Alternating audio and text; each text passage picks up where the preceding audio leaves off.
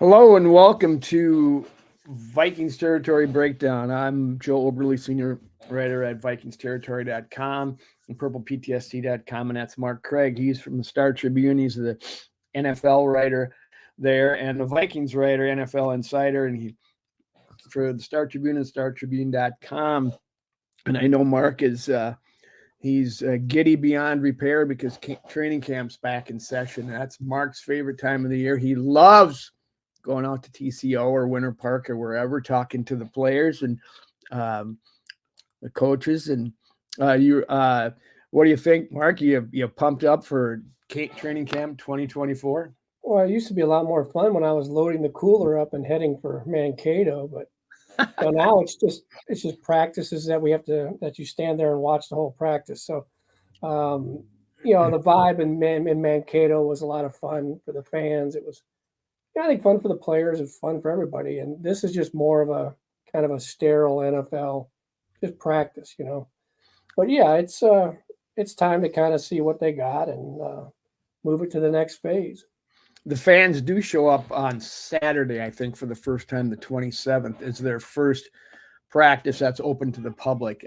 Between now and then, you guys will get some access to the players at practice for a little bit, or what's this? Well, they practice Wednesday, Thursday, Friday. So we'll we'll see practice, and we'll. The only difference is that those days will be a lot easier to get into our parking spot and everything. I mean, they do try to make it fun for the fans. I mean, they do have stuff for the kids to do, and they got a lot of stuff going on. It's just, to me, with Mankato was kind of fun, just to have that a site away from the site. But that's so few teams do that anymore. But if you're bringing kids, probably the only way I would go if I was a fan is if I had kids who wanted to see and get autographs and stuff like that. Otherwise, it's a little slow paced. You're not going to see any of the old nutcracker drill. I don't know what they called it where you're from, Oklahoma drill, or I can remember going and watching the Browns at Lakeland Community College and seeing the old, it was a blocker, a lineman, and a running back, and they tackled to the ground, and that's only been late 80s. So yeah. It's times have changed, Joe. Times have changed. Yeah, Mankato's a great place, wonderful place. It's home to Mankato Brewery, and it's home to my mom, Marianne Oberly, who I dearly love, and just want to send out my wishes to her, best wishes to her. But camp started yesterday with the press conferences of. By Kwesi Adolfo-Mensah and KOC, Kevin O'Connell, the head coach. And kind of somber because they started out talking about all the things they're going to be doing with to commemorate Khyree Jackson, who passed away tragically a couple of weeks ago. How the Wolves are going to contribute some money to his funeral services, and I think they're going to pay the rest of his signing bonus out so to help the family. But class as usual by the Wolf organization, since Khyree never played it down for the Vikings. Thoughts on that? Yeah, it's the right thing to do, and the Wolves are pretty good at doing the right things, I think. When it comes to their team, and then I think the players' union might be doing something longer term for the family for his estate. It's a shame. As a guy that was on the springboard, he was on the springboard of, you look at his past, he might be a little bit of immaturity, or maybe it's the modern immaturity. Like, things didn't work out at a certain junior college, so he jumped to another one. Went to Alabama, I think got disciplined there and left and went to Oregon, had a breakout year. And it seemed like he was just kind of, after, working at a job, for 6 months or whatever, when he was out of school, and it seemed like he was, by all accounts, a great personality. Was a guy that was kind of had put things together and was getting ready to have, he was, like I said a couple of weeks ago, he was the guy, one of the top guys I was going to be watching in training camp, because I felt he could have made a huge impact where the draft picks in the past couple of years have really fallen through. But yeah, they're gonna commemorate him. They're gonna, his locker is going to remain open this year.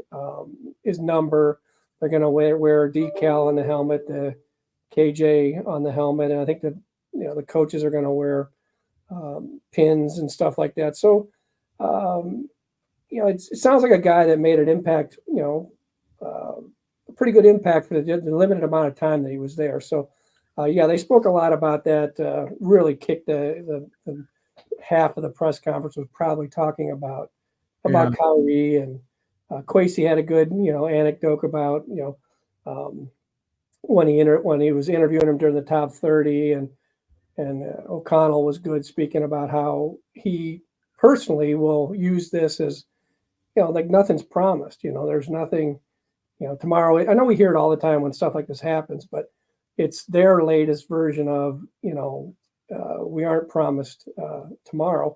And in fact, that was Kwesi's story. Was, Kwesi has this habit of, when he meets with anybody, apparently asks them what their song is.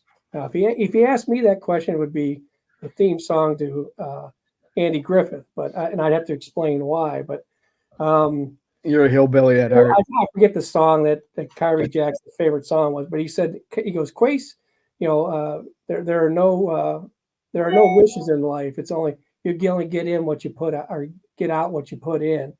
So I thought that was a good little insight on what this guy, where his mentality was coming into this. So it's tragic, it's terrible, but they can use it. The only thing you can do is use it to motivate yourself to play for him. It's interesting. You kind of tell a thumbnail sketch of his story. It's an interesting story how he did get to the NFL. He's 24, I guess, and it's really a shame that we can't see that to fruition, because it wasn't the usual get drafted right out of school, start working and you're going in. He got his was a circuitous route to the NFL, and it's truly a shame we didn't get to see the last, to see it come to full fruition. But rest in peace to Khyree, and I hope the Vikings can use this to play for him. And there's certainly going to be times with heavy hearts, but hopefully it's the kind of thing that propels them forward as they make the most of their opportunity. Because you never know what's going to happen next. Another part of the press conference dealt with the other offseason news of recent weeks with wide receiver Jordan Addison, who had fallen asleep in his car out in LA, blocking traffic, was arrested for DUI. The coaches were asked, or the two principals were asked several questions about that. I guess the thing they were asked if they were going to discipline him, and I think KOC kind of said something about the fact they'll wait to see what the NFL does, or what did you take from that exchange? Yeah, my colleague Chip Scoggins, he said there's no easy transition of this from Khyree to Jordan Addison. And speaking of one guy who clearly never registered, the Khyree situation never registered for a minute, because this happened right within days of that happening, right, and within just about a year to the day from when he had the 140 miles an hour and at 3:15 in the morning, and came out and said, it'll never happen again, stuff like this. He learned his lessons. I'm sorry, blah, blah, blah. So he, at the time that was like, hey, boys will be boys, guys will be guys, young people will be young people. He's speeding and speed 85 miles over the speed limit. But I suppose if I had a Lamborghini SUV, I might go a tad over the speed limit. You might open her up once in a while. But then this, we kind of chuckled and laughed that one off. And this one was seriously, obviously, a lot more serious. And we got the, bottom line is O'Connell explained it, perfectly. I think he's like, we just, the bullet points was, we're, it's not acceptable by any stretch. Of course, we're disappointed. It's about personal responsibility, accountability as they're trying to help players.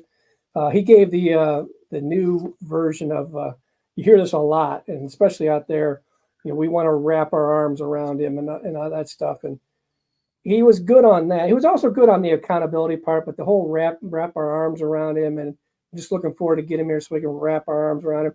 And I kept thinking, while you're wrapping your arms around him, you might want to reach around and kick him in the pants, and try to, be more of a forceful, leader in that regard, I feel. But in his defense, he said there will be a time for that. They got to let the legal process and the league investigation, unfold first. If he's a third or fourth string receiver, or we'll say fourth or fifth string receiver, if he's down at the bottom with Lucky Jackson and those guys, he gets cut, and then they're able to get on their high horse and paint it that way that, we don't stand for this, or, they let the league play that out, and then they do that anyways. For a guy like him, first round pick, he's a starter, you need him. You obviously let it play out first, and then he said, we'll decide, once it happens. They'll probably give him some sort of fine when the league and the legal process is done with it, to at least send the message that, hey, we looked the other way, or we didn't laugh it off, but we skimmed over the speeding, ticket, and you told us you would do, what you learned your lesson, and then you did this to us. So we're probably going to fine you some money. So yeah, that was handled the right way. And then Kwesi was asked, I think Kevin Seifert asked him if this is the details of this arrest coming on the heel year from the last arrest, if this is a sign of something that's more, there's more of a problem there than just, once is a mistake, twice is a problem. Yeah. Guys being guys or young people being young people. But he had a kind of an odd answer, I thought. He said, well, you talk about discipline. Inside these walls, we don't talk about discipline. We talk about designing for the outcome we want. A plan for Jordan to be the best version of himself. Kwesi has a way of taking the simple and just making it an Ivy Leaguing it to death when it comes to, like, I'm going to say this in a way that's never been said before. And it sounds great. I mean, it sounds like you're listening to the ultimate professor or something, but I think, Kevin O'Connell just got done talking about, there could be some discipline here. And then Kwesi said almost like you talk about, as if the reporter, you talk about discipline, we talk about, and then makes up a fancy term for, that. So part of that is, me being the old school guy that, I'm no longer the target audience, and it just being this modern, touchy-feely, the way they got to say things now, I guess. But the bottom line is, if Kevin O'Connell, Kwesi, and the organization is going to get, standing ovations for the players' union, these surveys that they do at the end of the year, and they say you have the best food or you have the best dilly bar in the cafeteria, whatever it is, and then they basically go through their culture. You got to get your hands a little dirty with this one. They have to own this one a little bit, and they got to make sure that this kid, he's 22 years old. He made a dumb mistake with the 140 miles an hour. Then he made a horrendous mistake with this one. However it plays out, this is not going to be just like some sort of, we made a mistake. He wasn't impaired, or he wasn't this. He's asleep on the highway in his car. And so they need to own that a little bit, get their hands dirty a little bit on that, and then make sure it doesn't happen again. We've certainly talked in the past on this podcast about this new regime and kind of touchy-feely. We've had our fun with it, especially when it comes to O'Connell. Like you say, wrapping your arms around him and that kind of thing, and the new age way of looking at things. Watching that receiver show on Netflix, that was one of the few enlightenments for me. They had cameras outside the locker room after the Vikings kicked away their first two games of the year with all those fumbles last year. And they had the microphones going. You could hear Kevin O'Connell lighting them up. And I have not, we never knew much about that. I mean, certainly he gets disappointed, but his public persona is one of, okay, I'm okay, you're okay, blah, blah, blah. But he kind of yelled at him a bit. So I was happy to see that. So that, that at least that exists. I'm not saying he did a Mike Zimmer type thing, but at least it exists. And even then, I caught that as well. And obviously they kept turning the ball over like crazy. In fact, right before the Chiefs game, when he actually got tough publicly and said, we're going to start, if we don't stop putting the ball on the ground, we're going to start finding some people who don't do that. And I laughed and I said, he's probably praying that Justin Jefferson isn't the first one to fumble the next game. I think that was when the first, might have been the Chiefs game, where it was the first play of the game where the tight end, I think Hawkinson, that was a Chiefs game, where had the ball ripped out of his, I think it was Teaser probably had the ball ripped out of his hand, and it's like, that's where you want Johnny Munt to fumble it, so you can say, Johnny, get on the bench. But I've said this, Kevin O'Connell is a very good coach. He's a great modern coach. But going back to last year's Netflix with the quarterback, when Kirk changed the play on the goal line, and they fumbled, I think it was, and during that one game they came to the sideline and they actually had that conversation with him, and O'Connell came up to him and said, almost like Kirk was the boss and Kevin was the assistant, asking him, did you change that? And obviously he did. And it was like, I had something planned for the way he said it. It was like, man, that was for me was an example of how Kevin O'Connell, if he survives, I mean, if he stays in the business and he stays a head coach, and 10 years from now, he's going to look back on his first couple years and think, because he is going to find a way to be a little firmer. It'll help when he starts to look like he's not 12 years old, and and he's a little bit older. His age starts going up a little farther than the players, and he doesn't have to be their buddies. And I mean, there's a balance between being their buddy and being in charge. And obviously, like Andy Reid, it helps having Patrick Mahomes, obviously, but what Andy Reid has going, Andy Reid's 65 years old and is still. People are saying he's going to retire. Well, why would you retire? When you could just keep doing what you're doing and win 3-4 more Super Bowls, or 2-3, whatever it is. So there's got to be a balance between, hey, I'm in charge, I'm the boss, and still wrapping your arms around a guy.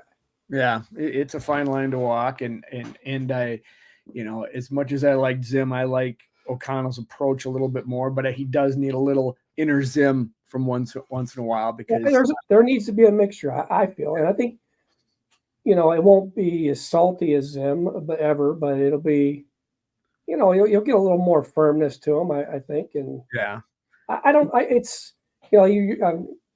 last year I was reading the Lombardi book, and just fascinating how coaches could treat players, and I don't think you want to go back to that, but there needs to be some, coach still needs to be the coach and the guy in charge, and have people, follow what he says.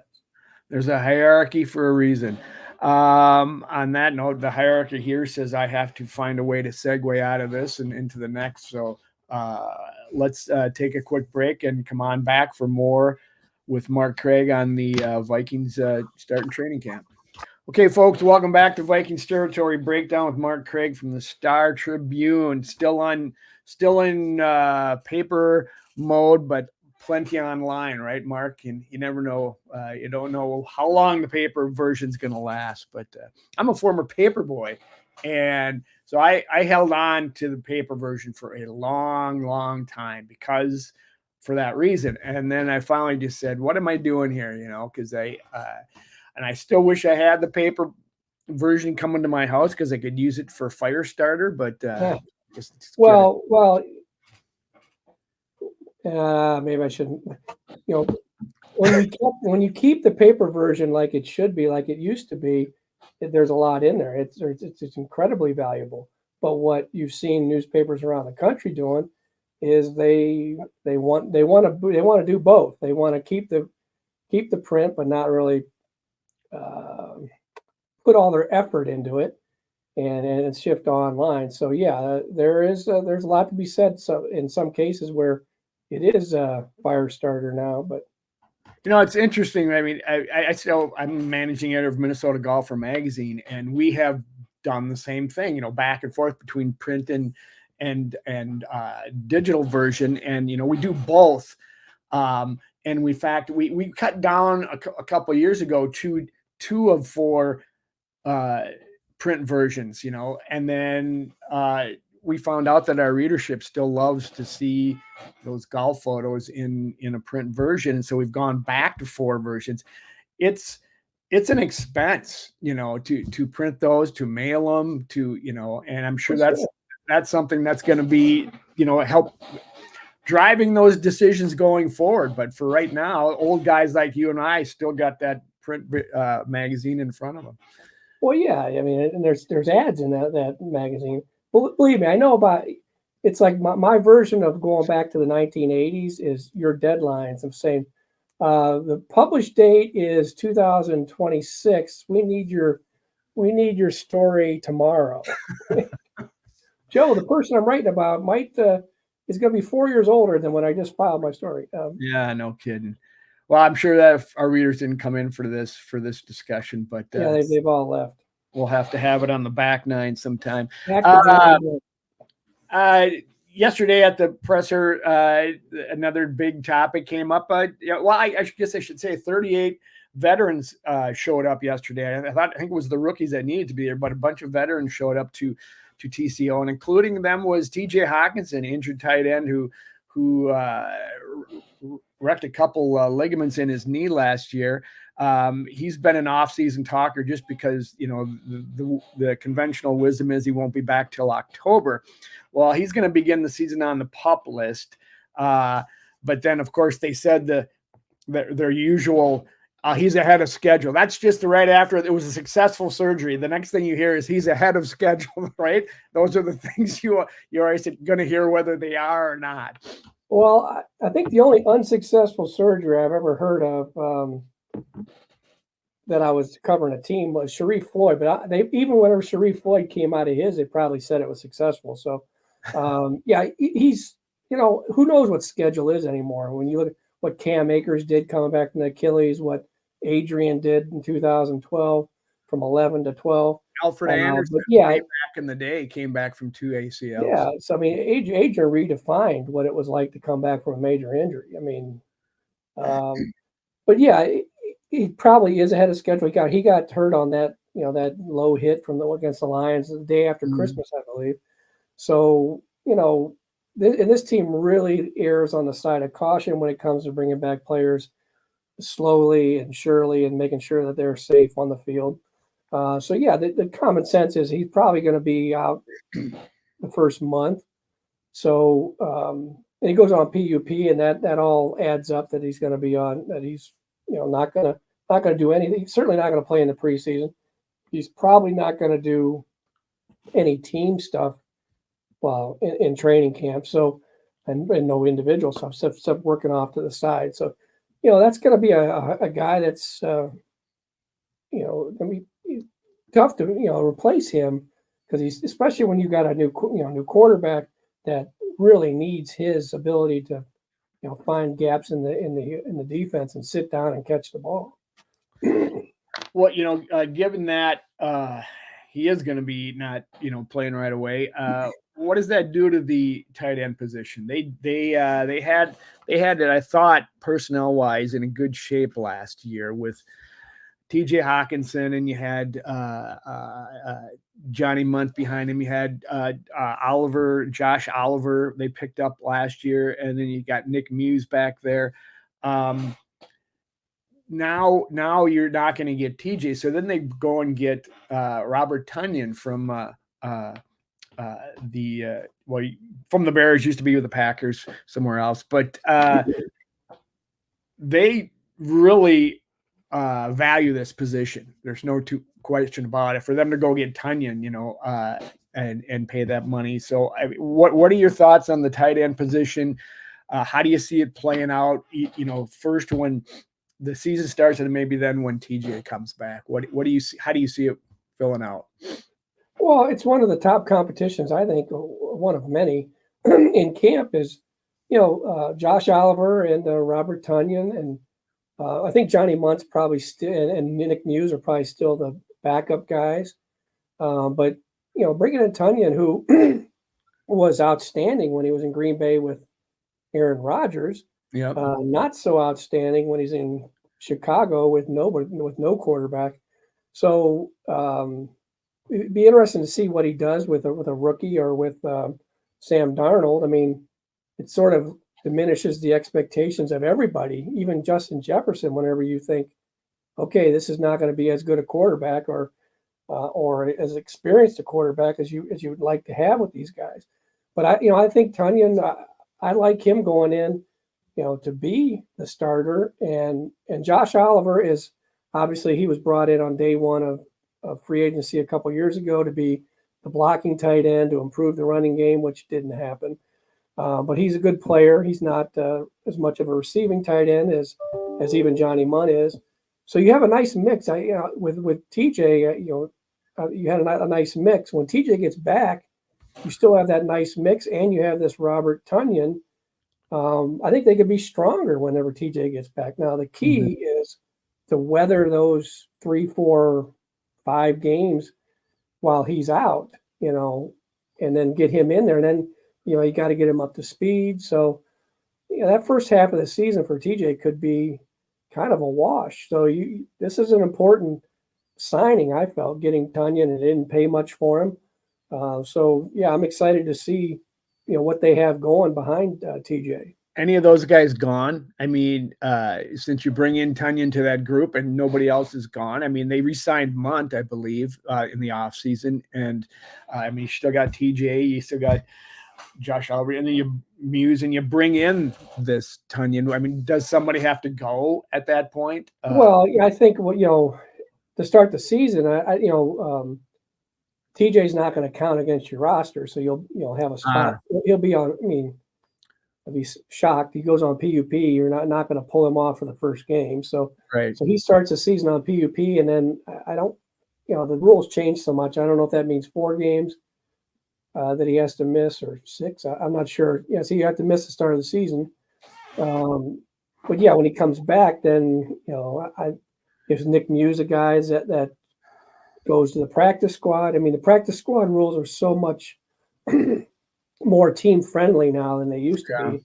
Veterans can be on there, and all kinds of people can be on there. So yeah, I would imagine when he comes back, say a Nick Muse probably goes to practice squad. If he goes to practice squad, I'm not sure he survives waivers, does he? Well, it depends on where he's at. If he has a big game, like for some reason he plays early, has a big game, then he doesn't go to the practice squad.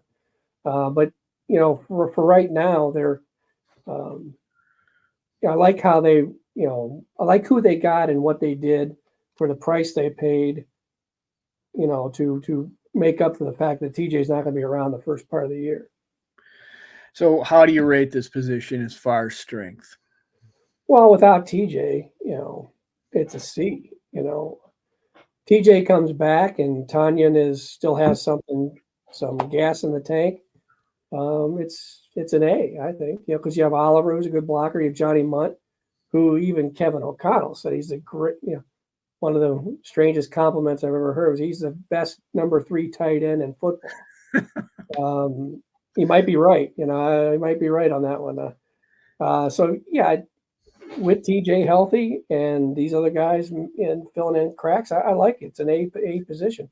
Without him, it's C. It's my favorite grade in high school, C. Say what you want about Johnny Munt.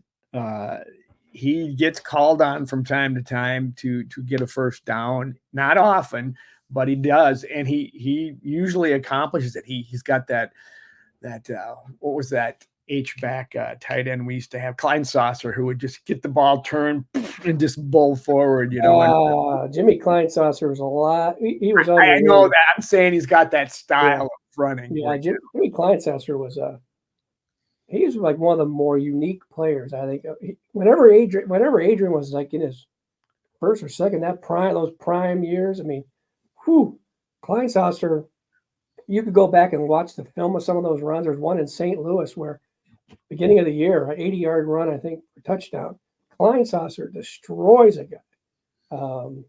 But yeah, I mean, sometimes I think Johnny Munt gets called on too much, like in the red zone. Was it Right. last year, the year Agreed. before? It's like, no, let's not throw it to Johnny in that situation. Yeah, I think we should throw it to Brian O'Neill. I'm still waiting for it. I'm still hoping for it. The tackle eligible to Brian O'Neill. It's got to happen. Guy used to be a tight end. Come on. Anyway. Okay, another one other. We have two more positions we want to talk about. This one I want to do real quickly. But there is a question here. This is a specialist. We've got kickers, long snapper, and punter. We got a new kicker, obviously, this year. And we'll keep this long snapper, obviously, but we got a punting competition. Mark, what do you think about those positions, and how do you see them shaking out? Is Ryan Wright gone? Is that why they got that punter in here? Well, we were talking about training camp battles and at work, and a bunch of position battles were thrown about, and I said, we should get ahead of the inevitable Minnesota Vikings kicker crisis and make that a camp battle, because right now, without anybody having kicked one ball that we've seen or that's been in competition, it's they drafted a kicker. He's going to replace Joseph, and then on we go, and then live happily ever after. But this is a 6th-round draft pick. The Vikings, a few years ago had a draft pick that came in, took the job, didn't look very good early on, and got released after 2 weeks for missing 3 or 4 kicks in Green Bay. 2 of them in overtime. It's his job to lose, but a rookie can certainly lose a job like this. The other guy, John Parker Romo, is an XFL guy. He was with I think he's with the Saints, the Lions, and the Bears. He never kicked in the regular season. And a lot of this is also going to have not as much, but still some weight on this, is the new kickoff rule and how, what are teams going to do and where are they going to kick it? And there's a lot more strategy in the kickoff now, which I think is, of all the new age things that I've heard in a long time, this might be one of my favorite because it makes sense. It's new age, but it's like, I'll take that over, just kicking the ball out of the back of the end zone all the time. So that comes into play. So that's worth watching. I mean, like I said, it's the rookie's job to lose, but if he, whiffs in the preseason, it's all hands on deck, and you'll be looking at other guys that are out there, veterans, and then you have that whole panic about the kicker coming around.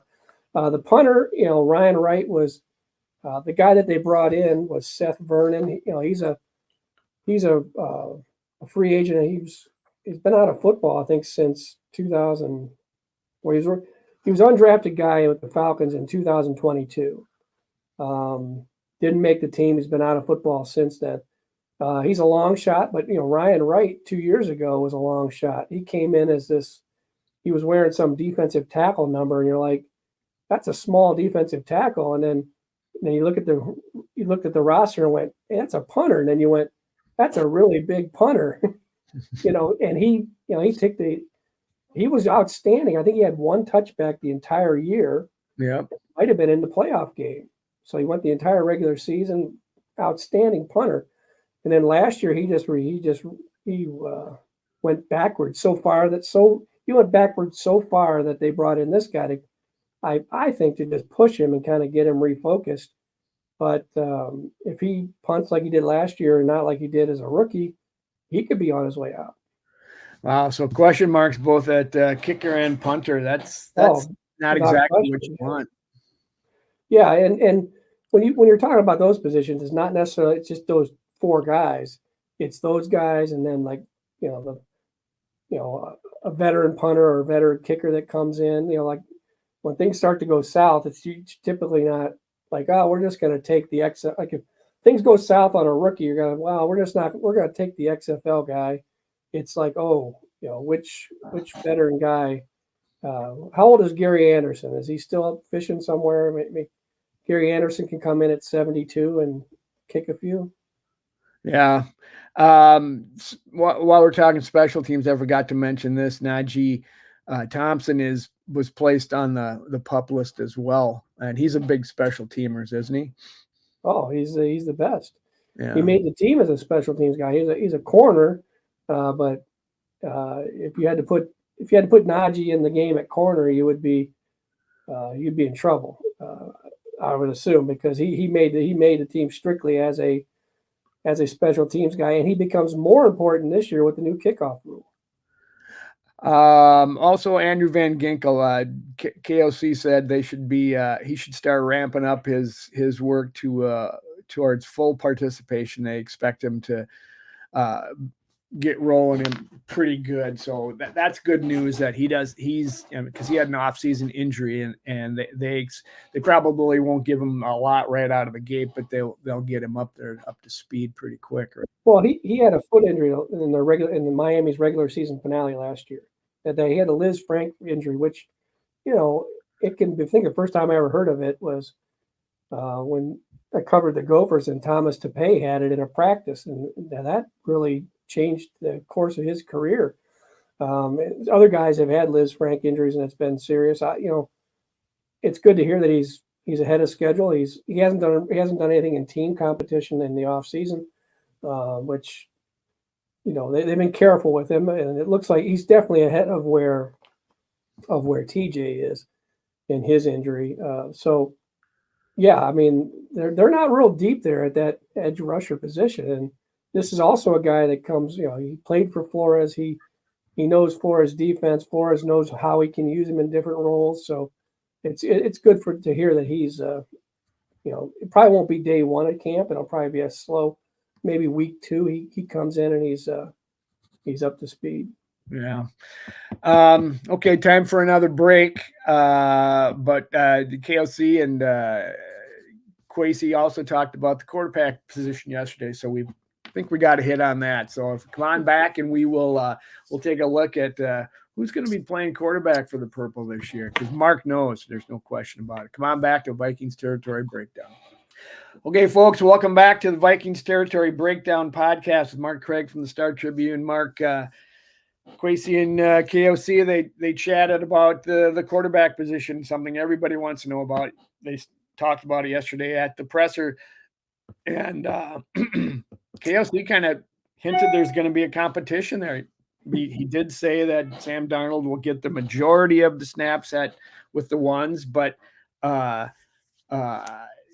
McCarthy will get some as well.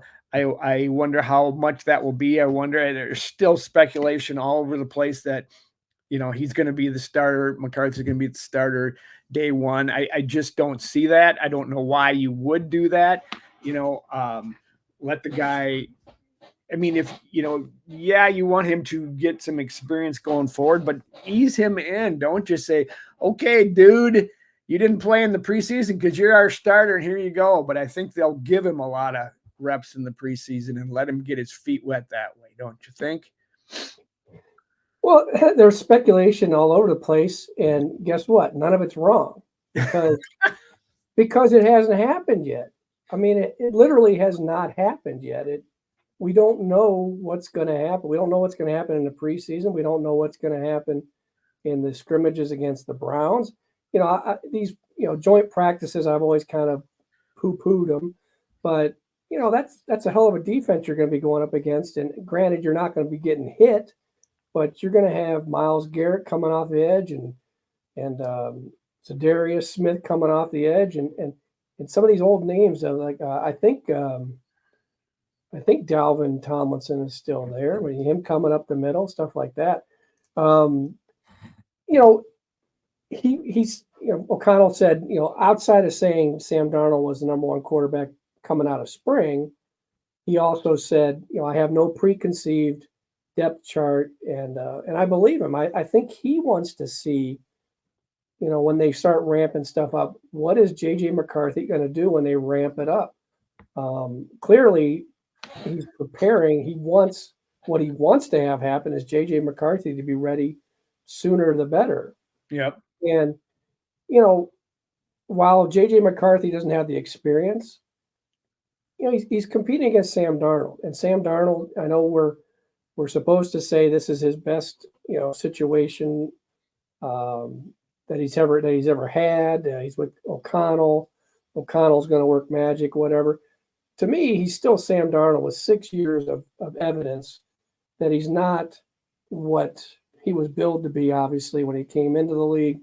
And he's probably going to be a backup the rest of his, unless he blows this opportunity, he's going to be a backup the rest of his career.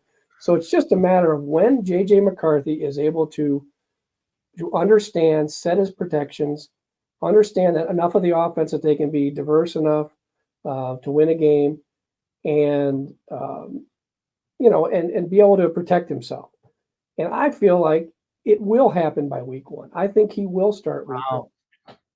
I know I'm sort of getting a little stronger on that because I said, it'll be sooner than later. Then I think I said the bye week. The bye week is early, but I feel like he's gonna convince them that he's ready for week 1. And if it's not week 1, then that bye is early. But then he gets to where if he's ready and you think, let's just see how it goes, and Darnold plays well, which is a good problem to have, obviously. Then you get to the bye, and you're like, well, we'll sit him.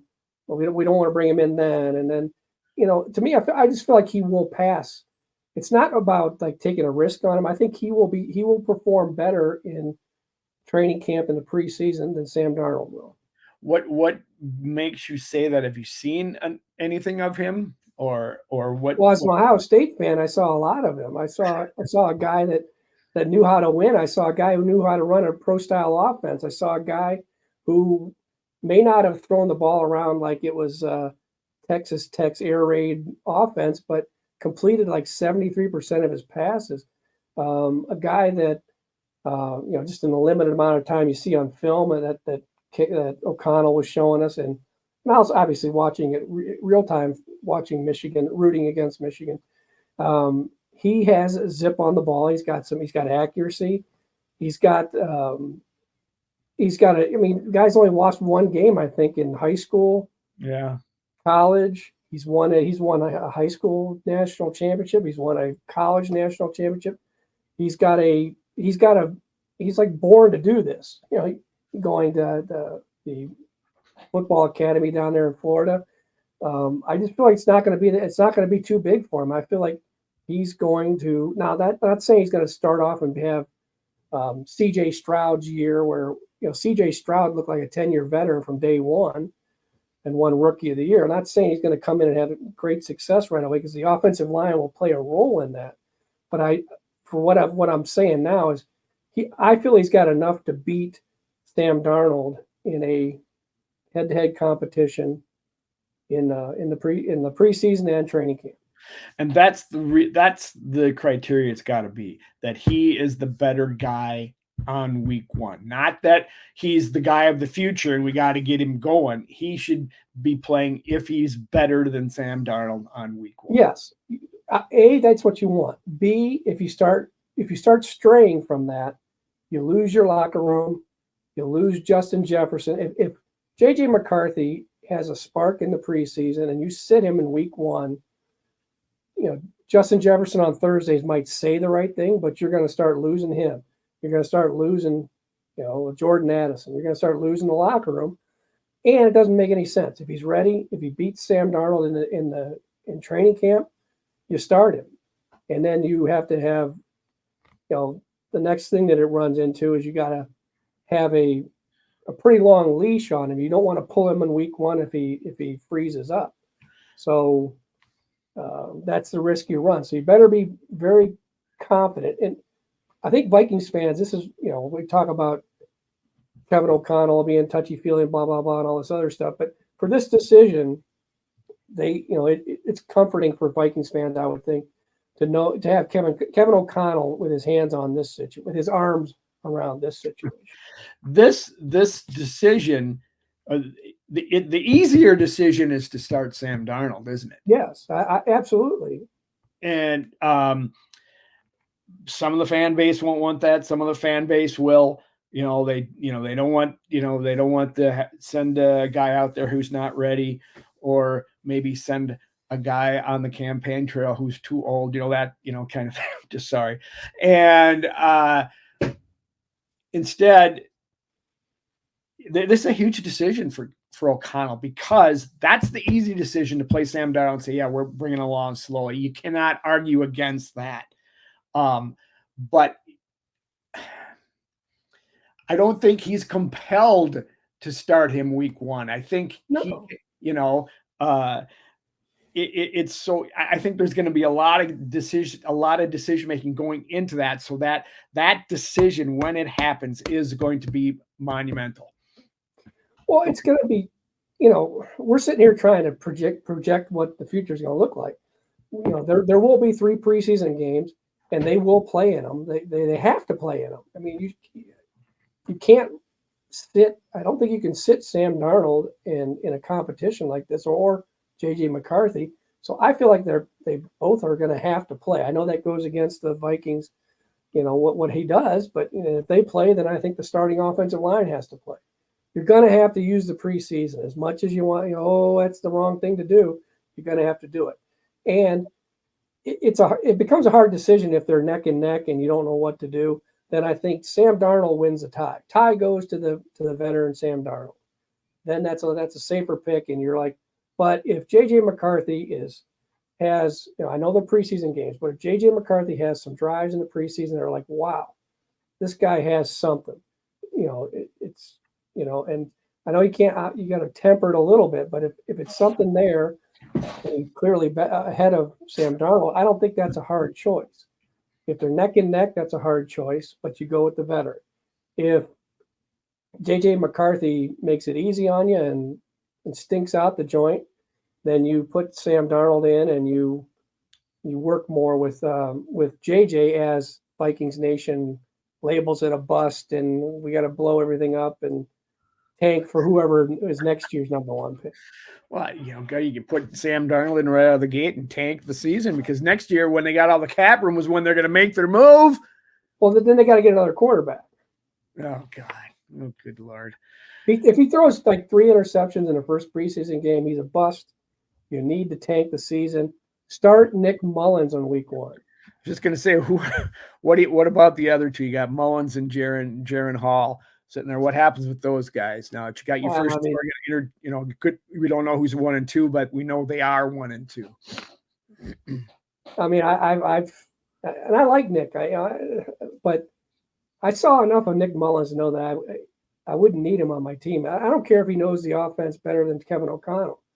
There's a difference between knowing it and executing it, and not handing the ball to a defensive tackle as you're being sacked in Cincinnati with, if you win that game. And I've said this a million times, but if Nick Mullins had just played poorly, they would have made the playoffs as a 7 seed instead of the Packers.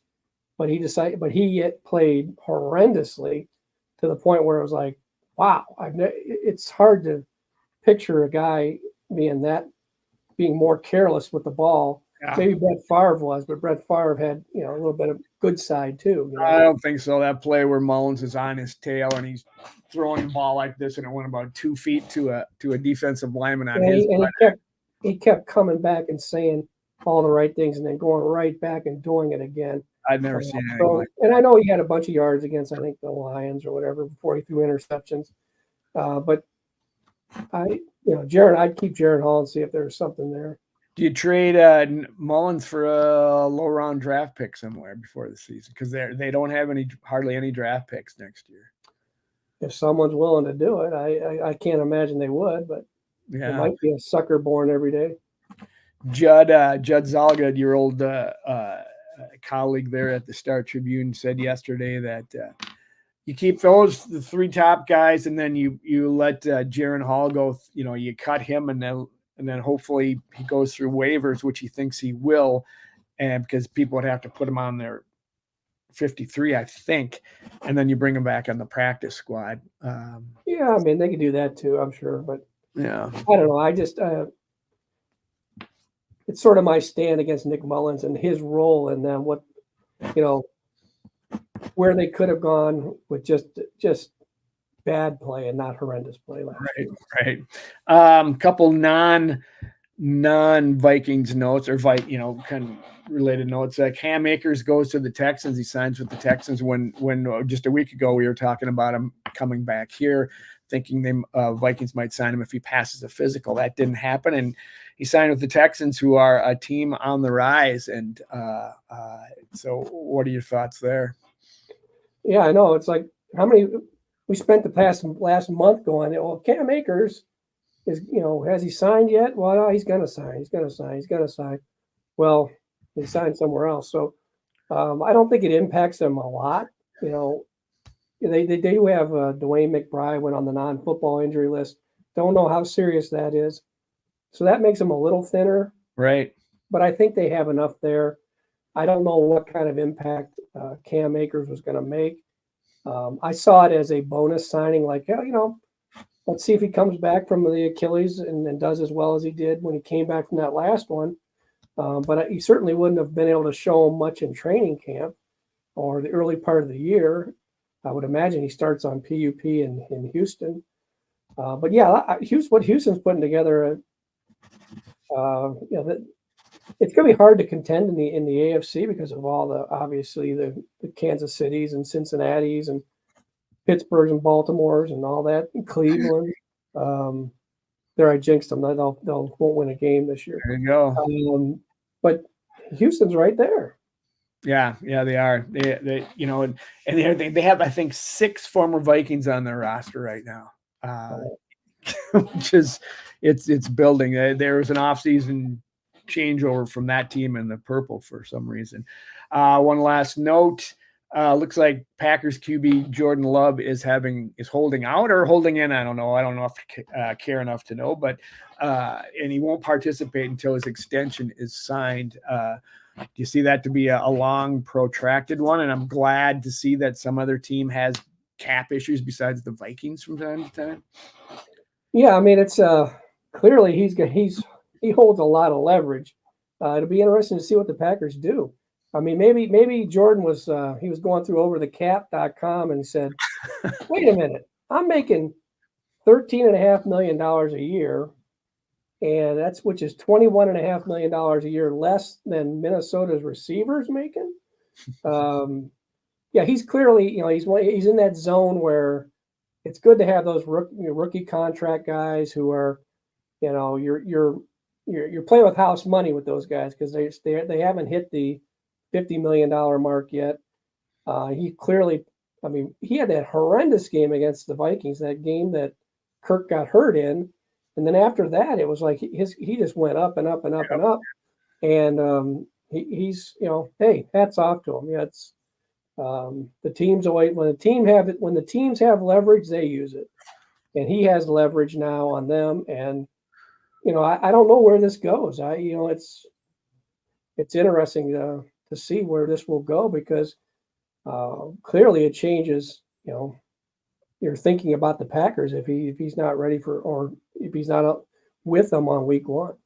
Yeah, it should be interesting. It's it's always nice to see a little consternation across the border. Unfortunately, what's his name? Aaron Rodgers isn't there anymore, who always provided plenty of consternation off season, but he also performed during the season. So it really worked out that way. But hopefully it's a long, protracted holdout and disrupts that whole scene for a while, and Vikings pass them in the standings. Wouldn't that be something? Anyway. There you go. All right. Well, that'll do it for this week. We'll next time we'll come back and do it again. Camp's going to start. Practices start this week, and Mark will have all kinds of insight and anecdotes coming out of there, and we'll talk about those. So, Mark, thanks for your insight this week. Mike Woldham, thanks for producing behind the scenes. Joe Johnson, thanks to you all for tuning in. We appreciate it each time. And until next time, Mom, I love you, and skol.